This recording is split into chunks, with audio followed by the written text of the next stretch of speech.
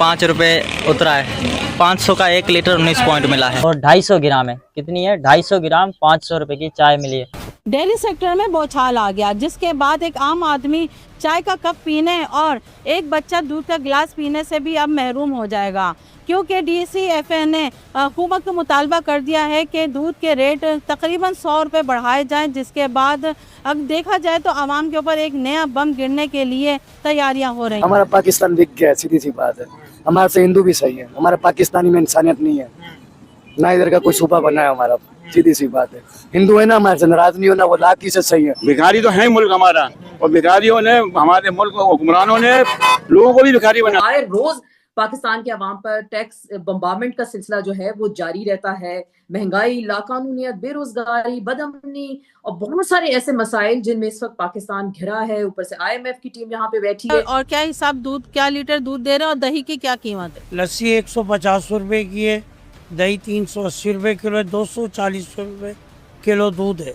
और अगर 100 रुपये फी लीटर बढ़ा दिया जाएगा तो फिर इनकी कीमतों में कितना इजाफा हो जाएगा? देखें, ये तो डिसाइड कमिश्नर और डेयरी फार्मर्स करेंगे कि रेट कितना अच्छा होना चाहिए, मगर जो डिमांड है डेयरी फार्मर्स की वो 100 की है। आपको नहीं लगता 100 रुपये बढ़ने से लोगों का जो है मुश्किल हो जाएगा दूध खरीदना? जाहिर सी बात है। हमने घी लिया है, अरूज घी।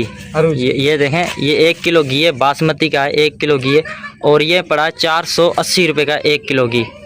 ये है सवैयों के 2 पैकेट लिए, एक 60 रुपये का पड़ा हमें।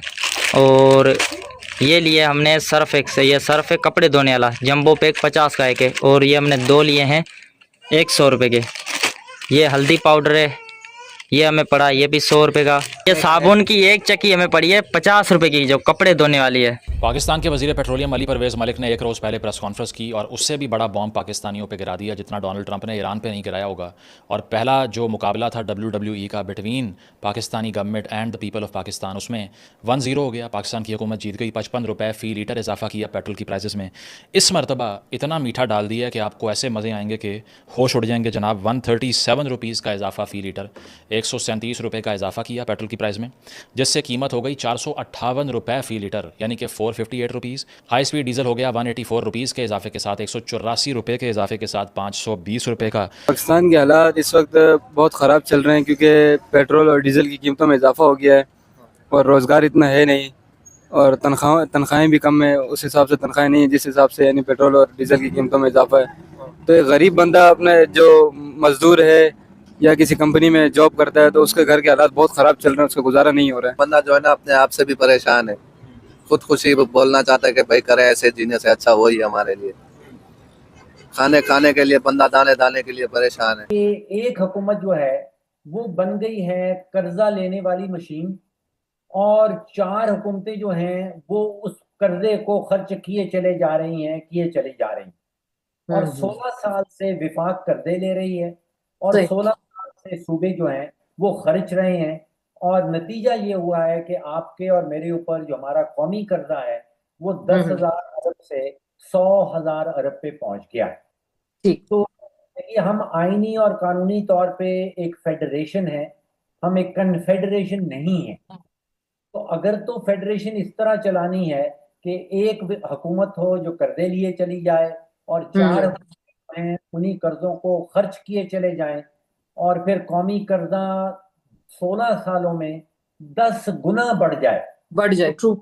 तो अस्मा ये नहीं चल सकती जो फेडरेशन। पहले भारत को बर्बाद करने की कसमें खाने वाला पाकिस्तान आजकल खून के आंसू रो रहा है, क्योंकि दोस्तों पाकिस्तान के अंदर इस समय इतनी महंगाई बढ़ी हुई है कि जिसको लेकर पाकिस्तानियों की चीखें निकल रही हैं। और दोस्तों जिसमें जो है पाकिस्तानियों की महंगाई बढ़ने का सबसे बड़ा कारण पाकिस्तान की सरकार ने अपनी आवाम को जो यूरन बेचा है, उसके अंतर्गत उन्होंने बताया है कि जो ये ईरान अमेरिका का वॉर हो रहा है उसके कारण इतनी महंगाई हमको करनी पड़ रही है। लेकिन जबकि कुछ पत्रकारों का जो वहाँ के ओरिजिनल जो वाकई में जो थोड़ा अपने जनता के बारे में सोच रहे हैं, जो चटकारता नहीं करते वहाँ पर, उनका कहना है कि ये सब फेक प्रोपेगेंडा है पाकिस्तान सरकार का। पाकिस्तान की मंशा ये है, सरकार की मंशा ये है कि वो सिर्फ और सिर्फ सारा का सारा बोझ जो है अपनी जनता पर डालकर खुद मलाई खाने के चक्कर में है, क्योंकि अपनी जनता को गरीब और बेबस दिखाना पाकिस्तान सरकार की मजबूरी है और उसका उनको फायदा भी मिलता है। इसलिए वो जो है अपनी जनता को भुखमरी की कगार पर पहुँचाना चाहते हैं और इससे उनको बेनिफिट होगा कि दुनिया भर में भीख मांगेंगे, कर्जा मांगेंगे और लोगों से लोन माफ करने की अपील करते घूमेंगे। क्योंकि जितना कर्जा कहा जा रहा है कि पाकिस्तान सरकार ने ले लिया है 1 साल के अंतर्गत, उतना इससे पिछले 10 सालों तक ऐसा नहीं लिया गया है। इतना कर्जा पाकिस्तान ने नहीं लिया है जितना इन्होंने 1 साल के अंदर इस बार ले रखा है। तो दोस्तों, जो भारत को बर्बाद करने का सपना देख रहे थे वो आज खून के आंसू रो रहे हैं, वो आज धरती पर नाक रगड़ रहे हैं। उनके कई लोग आज सवाल उठा रहे हैं कि पाकिस्तान में इतनी महंगाई क्यों हो गई, जबकि भारत के अंदर कुछ ऐसा प्रभाव नहीं पड़ा इस युद्ध का। 2-4 रुपए लीटर ही तेल महंगा हुआ, क्योंकि पाकिस्तान के अंदर 150 रुपया 200 रुपया महंगा हुआ। यानी कि उनको सुबह आँख खुलती थी तो पता चलता था कि पेट्रोल 50 रुपया महंगा हो गया, शाम होता था तो 100 रुपया महंगा। मतलब इतनी बुरी क्राइसिस, इतना बुरा हाल पाकिस्तान का पाकिस्तान सरकार ने कर रखा है कि अब उनका कहना है कि भैया हमको माफ करो, हमें या तो इंडिया भेजो या तो हमें इंडिया से मदद ले रहे तो हमें माफ करो। तो चलिए आपको दिखाते हैं पूरा मामला। वीडियो पसंद आए तो लाइक करें, चैनल को सब्सक्राइब करें। और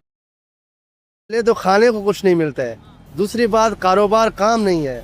अब दूध महंगा, हर चीज़ महंगा जो कर रहे हैं हमारा सरकार, तो सरकार से कोई ये पूछे कि गरीब आवाम जाएगा कहाँ पे, वो कहाँ से खाएगा, कहाँ से लाएगा।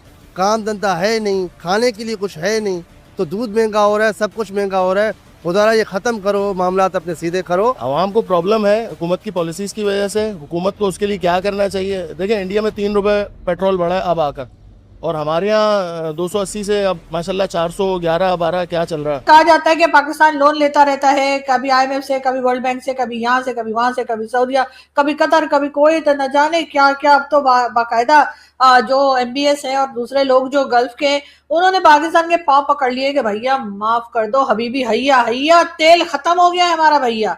अब वो तो खुद कुछ और करने की सोच रहे हैं कि टूरिज्म स्टार्ट करें या क्या करें, कैसे अपनी कंट्री को चलाएं, लेकिन हमने उनको छीलना नहीं छोड़ा। लेकिन खैर, कहा यह जा रहा है कि तकरीबन 1 साल के अंदर जो है पाकिस्तान की गवर्नमेंट इस वक्त जो है उसने 6800 बिलियन का लोन जो है वो लिया है। जी हाँ, सिर्फ 1 ही साल के अंदर 6800 बिलियन का लोन जो है पाकिस्तान की हुकूमत जो है वो उठा चुकी है, ले चुकी है, हड़प कर चुकी है, खा चुकी है, मांग चुकी है, जो भी कहिए ले लिया है इन्होंने। वो बन गया है। हिंदू सही है फिर भी हमारे से, हमारा पाकिस्तान बिक चुका है, इस टाइम बिक चुका है। बस आप क्या समझते क्यों बिक चुके हैं? बिक किस सिर्फ अब लगा लो हिसाब, ये कौन है अपना सूबा या कराची का।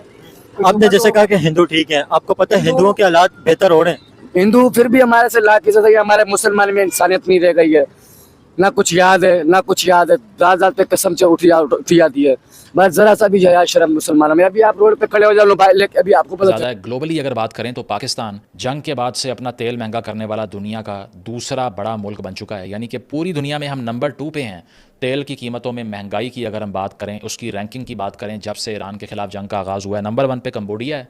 तकरीबन 70% का इजाफा उन्होंने अपनी तेल की कीमतों में किया है जब से जंग लगी है। नंबर 2 पे पाकिस्तान है जिसने तकरीबन 67 से 68% इजाफा कर दिया। यानी कि तकरीबन दुनिया में हम नंबर 1 के बहुत करीब हैं जहाँ तक तेल की महंगाई का जिक्र है।